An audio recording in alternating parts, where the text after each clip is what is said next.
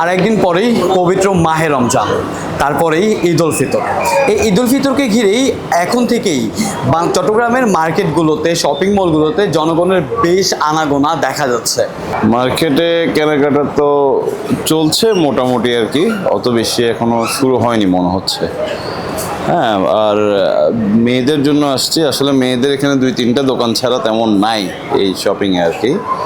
So এটা একটা challenge আর কি। কিরকম আশা করছেন এবারে রমজানটা, মানে এবারে দ্রব্যমূল্য মনে হচ্ছে খুব বেশি যে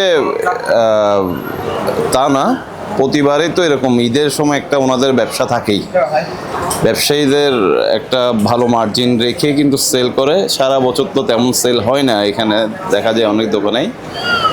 তো ঈদকে কেন্দ্র করেই তো ওনাদের ব্যবসাটা আসলে। তো দ্রব্যমূল্য না আসলে, কিন্তু ডিজাইন অত আসেনি আমার মনে হচ্ছে আর কি। গতবারের তুলনায় এখন এবার একটু দাম বেশি মনে হচ্ছে।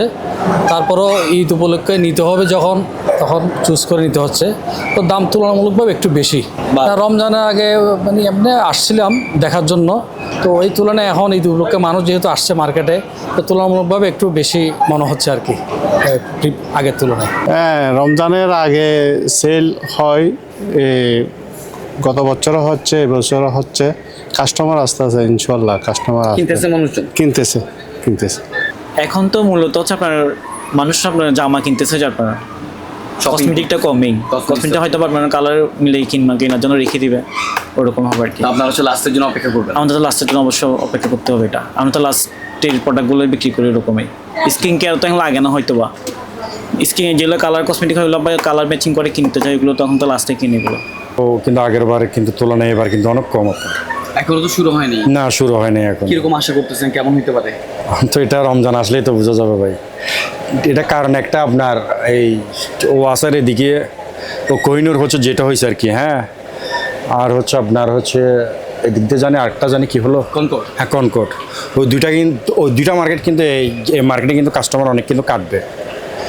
তো ওইটা নিয়ে বিক্রি নিয়ে একটু সন্দেহজনক আর কি। শপিংয়ের এরকম আমেজ এখনো শুরু হয়নি, হয়তো পহেলা রমজান থেকে শপিংয়ের আমেজটা শুরু হবে আর কি। মানুষজন আসতেছে ঘুরতেছে, দেখতেছে, চলে যাচ্ছে এরকম। তবে শপিং করার যে মন মানসিকতা এখনো মানুষের এরকম শুরু হয়নি আর কি। তো শপিংটা হয়তো দেখা যাচ্ছে পহেলা রমজানের পর থেকেই শুরু হবে আর কি। রমজানের আগেই যেসব মার্কেটগুলো বা যেসব শপিং মলগুলো থাকতো উপচে পড়া জনগণের ভিড়, সেই সব শপিং মলগুলো বলতে গেলে এখন প্রায় জনশূন্য। রমজানের আগে এই সময়টায় ঠিক আমরা দেখতে পেতাম যে মানুষজনের বেশ আনাগোনা, মানুষজন শপিং করার জন্য বেশ ভিড় করে উপচে পড়তো শপিং মলগুলো।